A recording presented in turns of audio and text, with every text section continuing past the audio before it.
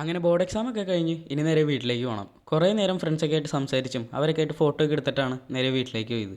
വീട്ടിൽ ചെന്നതും ദേ ഇരിക്കണം എൻ്റെ വാപ്പി. ഇന്നാണ് വാപ്പിയുടെ ബർത്ത്ഡേ, മാർച്ച് 18-ാം തീയതി. അവിടെ നിന്ന് നേരെ വീട്ടിൽ ചെന്നപ്പോഴത്തേക്കും അനിയൻ ഒരു കേക്കും കൊണ്ട് വന്നു.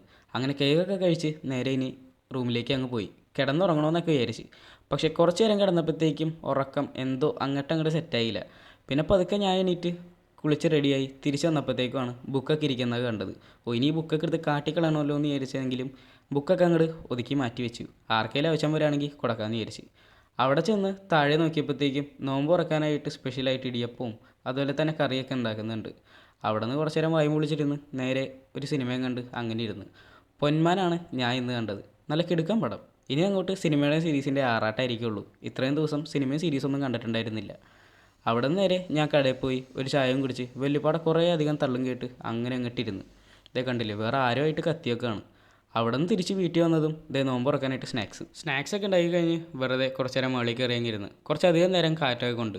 അതുപോലെ തന്നെ ആ കാണുന്ന ബിൽഡിങ്ങിൻ്റെ മണ്ടയിലാണ് ഇത്രയും ദിവസം ഞാൻ പോയി വീഡിയോ എടുത്തുകൊണ്ടിരുന്നത്. പിന്നെ വീട്ടിൽ വന്ന് നോമ്പൊക്കെ തുറന്ന് അനിയനെ കുറച്ചധികം നേരിടുത്തി പഠിപ്പിച്ച്. പിന്നെ രാത്രി വേറെ ഒരു പണിയില്ലാത്തതുകൊണ്ട് കുറച്ച് നേരം കടയിൽ പോയി അവിടുത്തെ കാര്യങ്ങളൊക്കെ നോക്കി കുറച്ച് നേരം അവിടെ അങ്ങിരുന്ന് തിരിച്ച് വീട്ടിൽ വന്ന് ഞാൻ ഒരു ജാതി ജാതകം എന്ന് പറയുന്ന സിനിമയും കണ്ട് കിടന്നങ്ങുറങ്ങി.